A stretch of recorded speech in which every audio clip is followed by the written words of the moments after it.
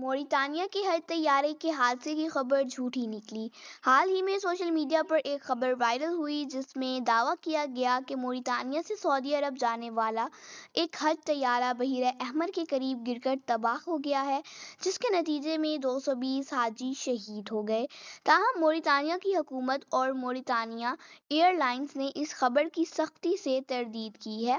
موریتانیہ کی وزارت اسلامی امور کے حج ڈائریکٹر الوالی طه نے واضح کیا کہ تمام موریتانی حاجی بحفاظت سعودی عرب پہنچ چکے ہیں اور کسی بھی پرواز کے دوران کوئی حادثہ پیش نہیں آیا۔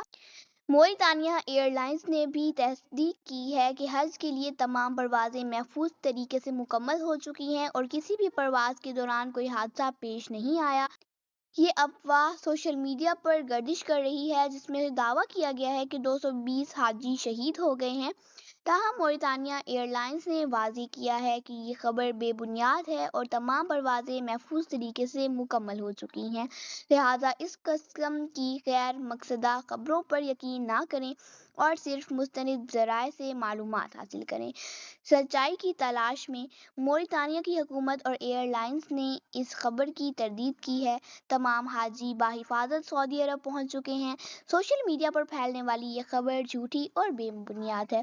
ہماری گزارش براہ کرم ایسی جھوٹی خبروں کو پھیلانے سے گریز کریں اور صرف مستند ذرائع سے حاصل شدہ معلومات پر یقین کریں۔